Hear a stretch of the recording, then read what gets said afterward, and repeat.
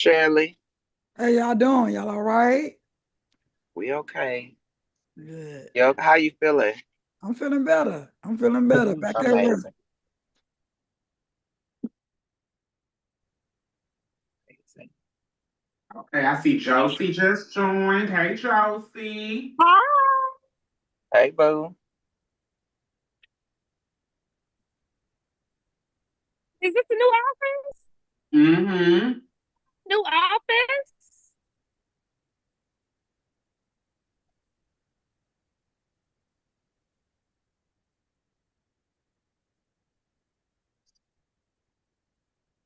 Joseph, they bougie. They moving on up like the Jeffersons. I know Child, you see it? You see it? Titan, you've been with us since 107 and then 310 I know, right? and then Arbor.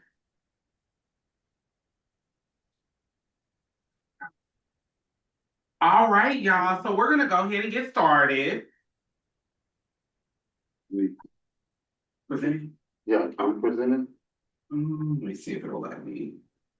All right, give me 1 second. I'm gonna pull up the slides now.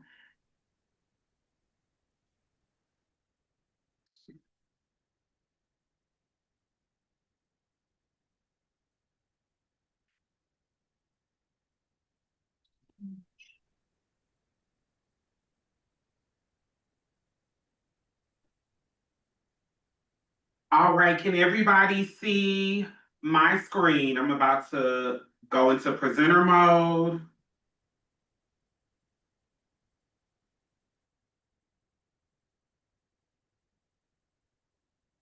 All right, can everybody see my screen? Thumbs up or heart? Let me see. Now, do you see the full screen, or is it like the whole Canva?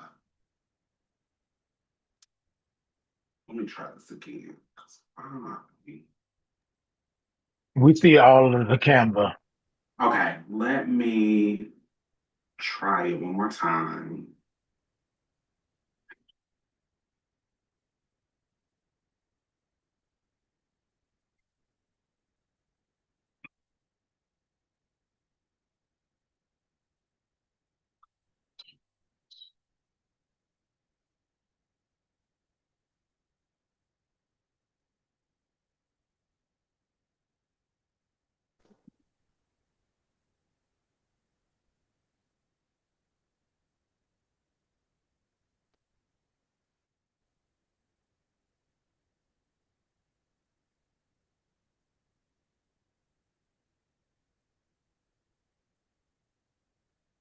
All right, just give me 1 second, y'all. We just trying to figure out this technical stuff.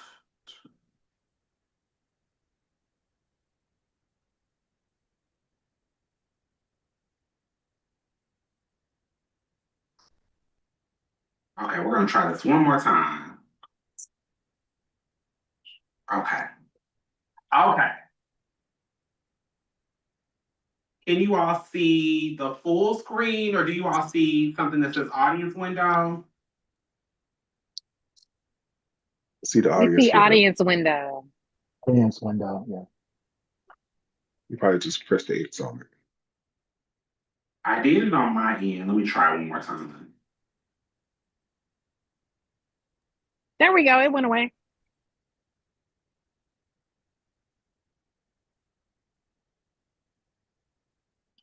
Let me.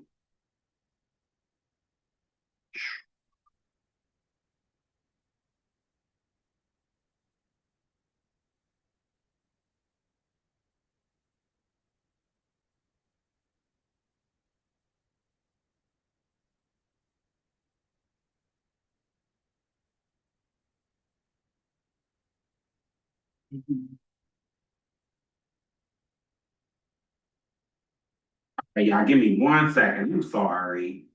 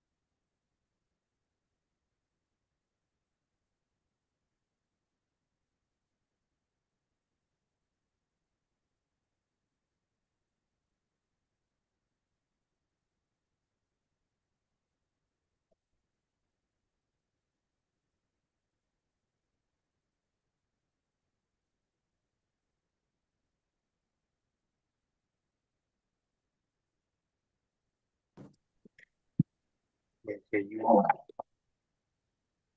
maybe third time's a charm.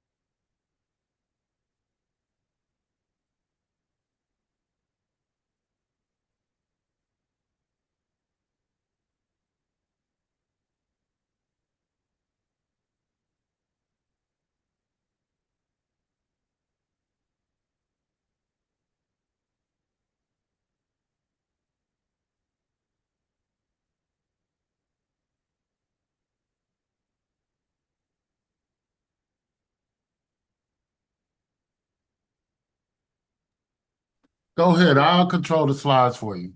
Okay, thank you, Ian. Thank you, Ian. Thank you all. Thank you all for joining us, and thank you all for being patient with us while we were having just a little bit of technical difficulties. But we are excited to present to you all our Civic Engagement 101 presentation, which is going to kind of lay a foundation with you all for civic engagement, voter engagement, but through a community lens, through a Black and queer lens. And this is through our voter engagement initiative called Reclaim Our Time that we are doing through this special election in November. So I'm excited to present this. Next slide, please. So for all of you all, I didn't write an introduction slide, but for all of you all that may or may not know who I am, my name is Joelle Espute. I am the Advocacy Director at the Normal Anomaly Initiative. And tonight we're going to be kind of covering a few things. The first thing that we're going to cover is explaining the importance of being civically engaged in voting, understanding why your vote matters, summarizing the Texas election structure, processes, and the upcoming special election and midterms, and then finally identifying practical ways and actionable ways for everyone to be civically active and engaged. All right, so the first question is, and I'm pretty sure this is kind of what many people are thinking about, especially at this time, especially since our last November election, is why is it important to be civically involved?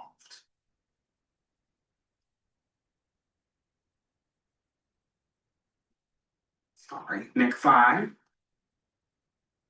So I have a couple of different reasons, and these reasons are reasons that you may or may not have heard before. So the first reason is no vote and no decision is a decision. So I know oftentimes people may not agree fully with a candidate, may not agree fully with a policy or a bill that is up or law, but understand that whether you cast a vote or not, you are casting a vote and you are making a decision, as it will impact who's elected. It impacts ultimately what bills and laws are enacted and passed. And we are seeing that now in play as far as, people who may or may not have casted a vote or decided that they were going to kind of remove themselves from the process. But that is making a decision and making a vote. Understanding that there are no perfect candidates. So understanding that if you are waiting for the perfect candidate, then you'll be essentially waiting forever. There is no perfect candidate. There may be a candidate that checks some or many of the box, but it is extremely rare that there is a candidate that checks every single box. So one of the questions that you want to ask yourself is, what is the candidate that you can identify with the most? And then after you kind of ask yourself, what is the candidate that you can identify with the most? The next question that you're going to ask is a question that kind of centers harm reduction. And that is, what candidate will inflict the least amount of harm on you or your community? And I think that that is a new question that people have to ask themselves when they're thinking about getting civically engaged and voting is it is voting through a harm reduction lens. We just talked about how there are no perfect candidates and understanding how there are no perfect candidates and whether you vote or not, you are making a vote and you are making a decision, looking at it at, okay, so neither or none of the candidates are perfect, but what is the candidate that is going to inflict the least amount of harm on me or my community or anyone that sits at the intersections of your identity? Another question that you could ask is, what is a candidate that I can hold accountable when we think about harm reduction and thinking about and understanding that there are no perfect candidates? And then the last thing to think about is community responsibility. When we think about civil engagement and civic engagement and voter engagement, people think that, well, I don't care.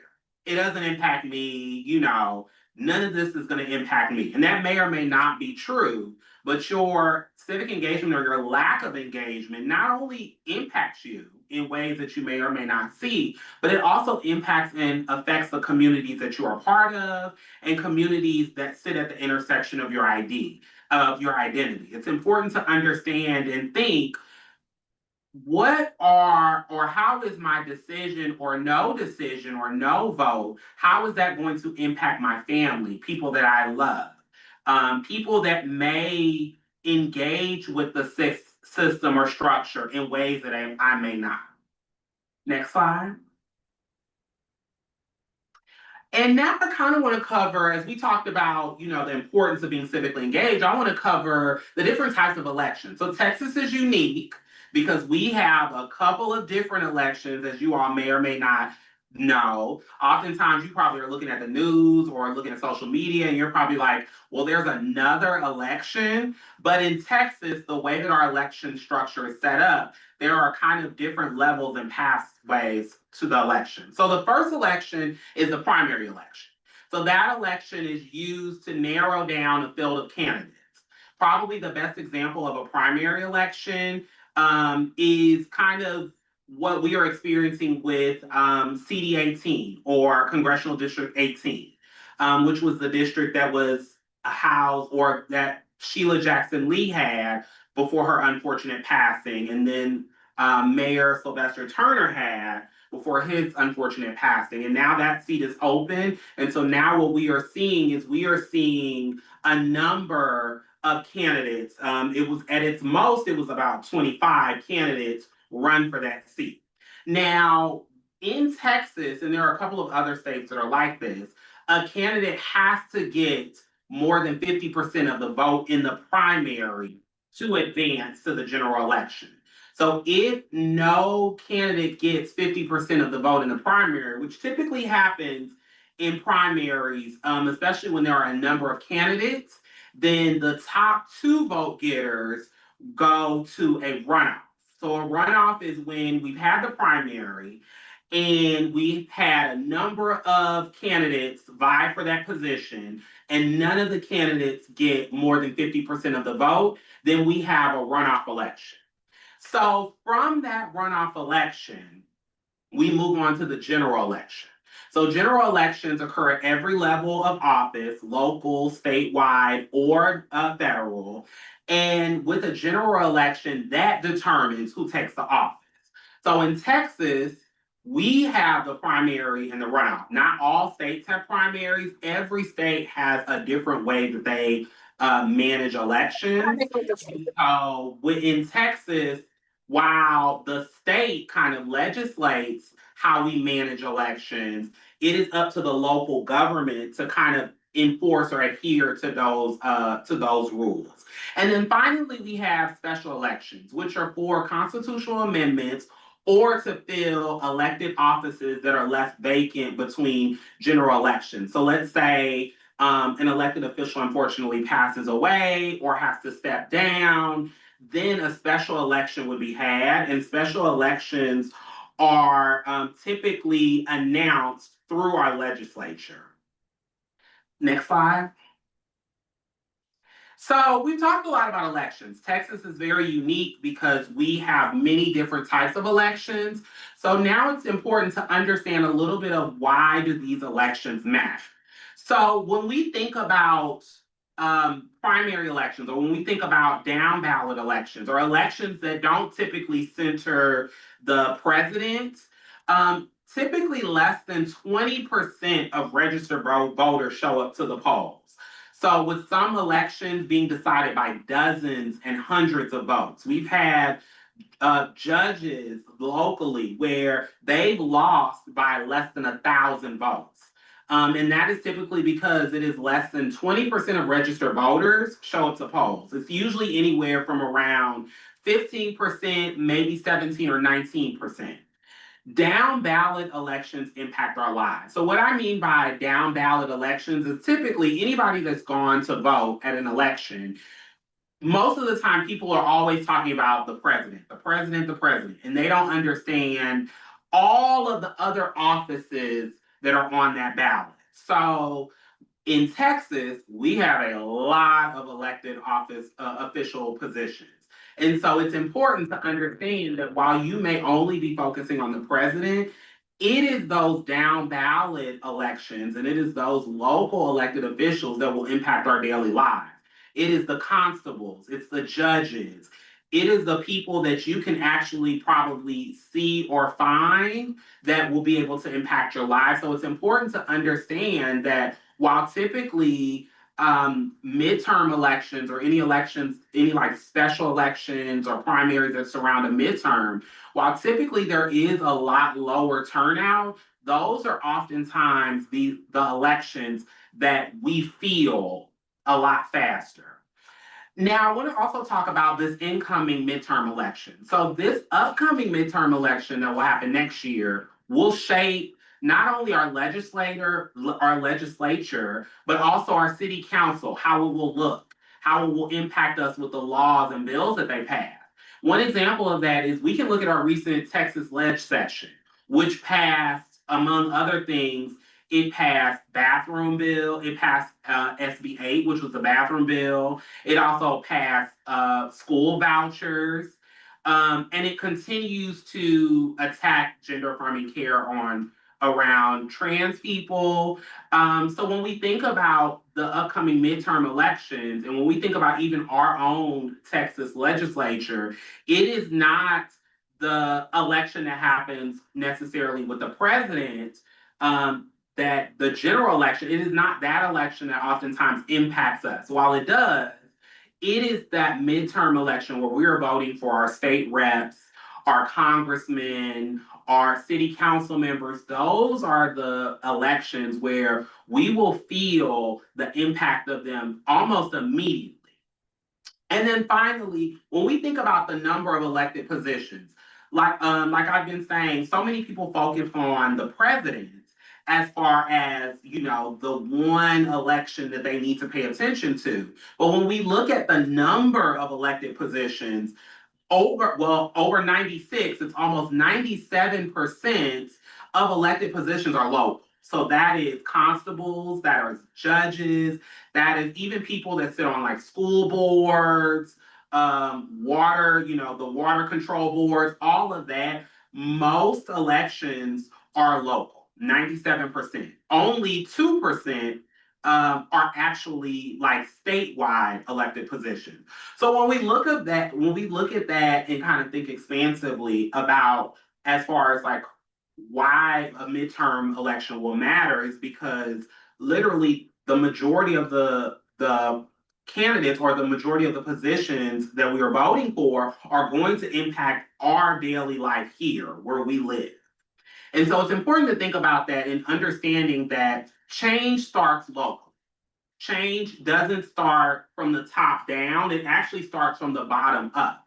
So when we think about voting and we think about these elections and this upcoming midterm, it's important to understand that when we are voting it's important to pay attention to our city council elections. It's important to pay attention to our state rep and congressman elections. It's important to pay attention to what's going on locally because that is how we start change and that's how we begin to shift the needle. Next slide, please. So, speaking of elections, we have an election coming up Tuesday, November 4th. So, what is on this ballot? So, this ballot is actually a special election because we are voting on the congressman for congressional district, and that actually should be congressional district 18, which was held by Sheila Jackson Lee and then Mayor Sylvester Turner, but unfortunately they both passed away. And so the seat has been vacant for months until our legislature and our governor voted to have a special election. And so now we are voting for who's going to take that seat. So we've had about 25 candidates vying for that seat. That has been shaved down to roughly around half. But we are voting for who is most likely going to be in the runoff for Congressional District 18. We're also voting for we're also having a special election for Senate District 9. So the interesting thing that's happened is during the most recent Texas Leg session, the legislature voted on redistricting. And so what redistricting does is essentially redraws the maps of the states to kind of reconfigure who represents where. And so with the redistricting, we saw a couple of districts in Houston, Congressional District 18, as well as Senate District 9, be redrawn. And so with Congressman Al Green, unsure if he's going to seek election or unsure if he's going to seek re-election, we are now having a special election for Senate District 9 due to the redrawing of the maps. And keep in mind that this is a special election because the seats are either vacant or someone is stepping down. We are still having a midterm come up next year. And then finally, we have 17 constitutional amendments. Now, with these amendments, they cover different things, such as covering taxes, whether it's death taxes, homestead exemption taxes, any sort of like home improvement taxes. It also covers funding for trade school colleges. So if you are thinking of taking up a trade and going to trade school, they are proposing to add funding to those schools, as well as an amendment that specifically says that parents have the sole rights to decide what is best for their child, as well as an amendment that says that you have to be a U.S. citizen to vote in any elections. Next slide. Now, with all of that, and I know that's a lot of information, and I know that oftentimes when we think about civic engagement and we think about voter engagement, it oftentimes feels overwhelming and it feels daunting and it feels like, well, I don't have power and what can I do? Everything seems like it's so far out of reach. Everything seems like, well, the machine is already going. So what can I do to be engaged at this point? And so the first thing is to get register to vote. The normal Anomaly through our voter engagement program, Reclaim Our Time, we can help you get registered to vote. We actually are going to be registering people at DJ Panda's Pandemonium event this Saturday. But the most important thing is get registered to vote. If you think that you are registered, check your voter registration online and make sure that it's up to date. And if you're not registered, register to vote. The deadline to register is October 6th, and it is important to make sure that you register. Now, you cannot register online. You have to either print the application online and mail it in because the application comes with postage, or you can visit a volunteer voter deputy and have them register you as well. Whether you come and see us on Saturday or you go online and print your application, it is very important that you register to vote.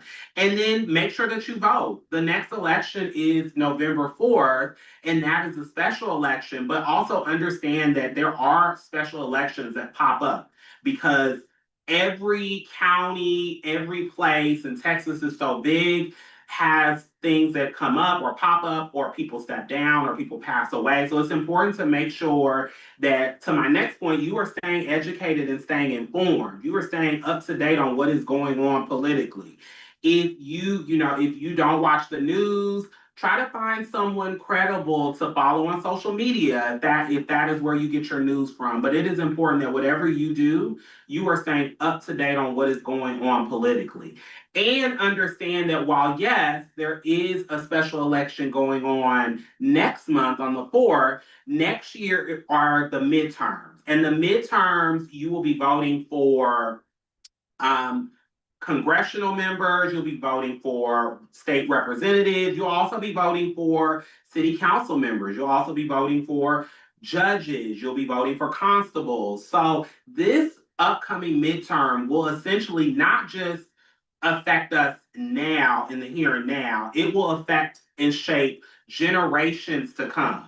As we are seeing with the Texas legislative session that just recently passed, they are passing laws that are immediately impacting us, that it will take years and possibly decades to undo. When we think about the redistricting and then redrawing the districts, that takes years to undo, if it can get undone.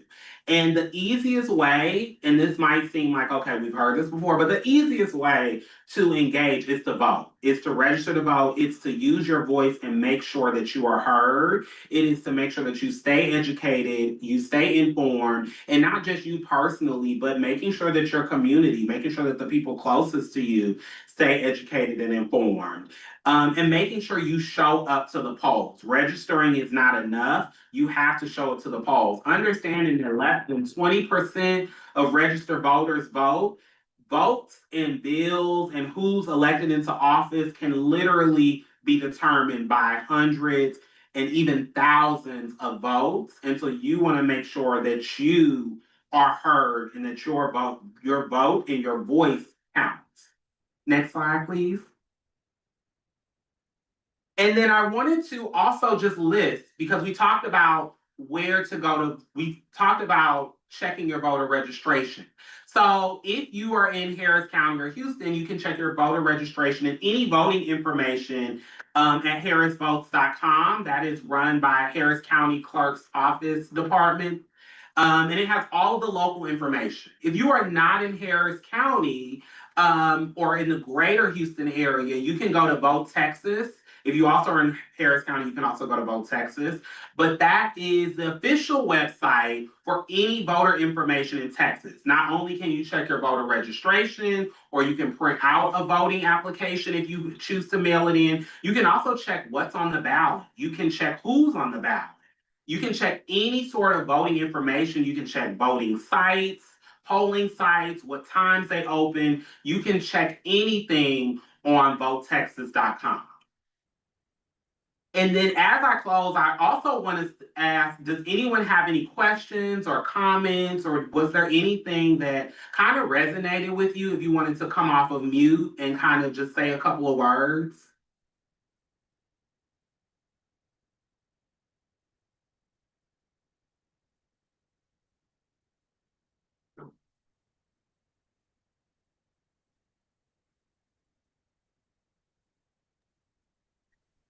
I'll say this is a very, very well done presentation. So I think it's a fantastic call to action delivered beautifully. So thank you for that. Thank you. Did anyone else want to share any thoughts or feelings or any takeaways that you got, or any aha moments that you maybe have didn't know? Yes, I would. How y'all doing this afternoon or this evening? Actually, this was very informing, Joel, and I really appreciate it. But also, if we're not able to make it on Saturday, or if we get there too late on Saturday, can we drive by the office maybe afterwards to register to make sure we're registered to vote? So Monday is the last day. You could drop by. I would strongly suggest if you thinking that you can't drop by for whatever reason, you can also, message us and we could coordinate it, but we can definitely coordinate it. You can also print out an application and mail it. The postage is free. And typically the applications that you print out are a little shorter. Um, but I would say either print out the application yourself, or yeah, you could come visit us. Monday is the last day to register. Monday the 6th is the last day to register to vote in this election, because you have to be registered 30 days before the election. So, and it's 30 days because they have to process your application. They have to make sure that you're good locally, and then they send it to Austin, and then they process the application. So it takes 30 days to process. So you have to be registered 30 days before any election. So, it's important that even if you so happen to miss the special election, we do have primaries coming up. And then we have the midterms next year. You can still register for those or register for any special election that may come up. You just have to register at least 30 days before that election day. But that was a great question, Michaela. Hey, Joel, this is Titan. Hey, Can you hear me? Titan, good evening. Hey, I can. hey, Titan in the evening. No. So I just want to say thank you for the presentation because it's like Michaela said, it's very informative. We need this in the community and to understand about the 30-day time frame. Also, too, to understand the different elections. I saw that Joseph put in the comments that a lot of times we think it's just the presidential election, but it's these local elections that really carve out what our community can and cannot do on that. So thank you for this. And yeah, I'm excited about rallying people up to get registered to vote and to make sure that we're just not voting every 4 years, but we're voting, like you said, primaries and runoffs and all the things that we have. So thank you again for this. I appreciate it. Yes, thank you, Titan. Thank you for that. And yes, it is important to really stay informed, because there are typically elections happening every year, if not multiple times a year, different elections. It's not just you vote for the president and then you're done. It's you have to vote for, the mayor, city council members, city council at large members, commissioners, constables, and all of those people, when a constable stops you, you are voting for a constable. When you have to see a judge for a ticket, or for your gender mark or name change, or documents to be updated, those are people that, we are voting for as a community. So it's important to understand that those local elections aren't just happening every 4 years, and those are the elections that really touch us, especially Black and brown people, especially, the queer community. Like, those are the elections that really, really touch us.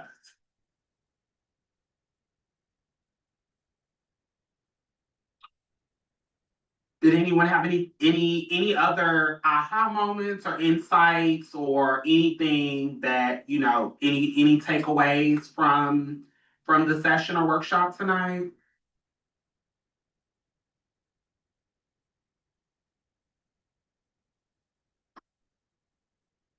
And then if you are also just making sure that you follow the Normal Anomaly on Instagram, on Facebook, up until the election, we will be sharing different tidbits about voting, about the upcoming election, different facts, through our Reclaim Our Time initiative.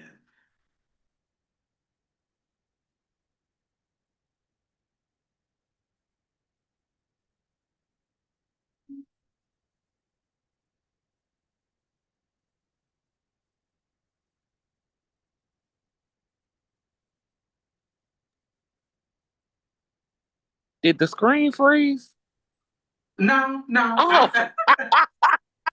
The same thing. She just sitting up there like a statue. No, just sitting here looking pretty. Um, all right. Well, if anyone doesn't have anything else to add, I want to thank you all for joining us tonight.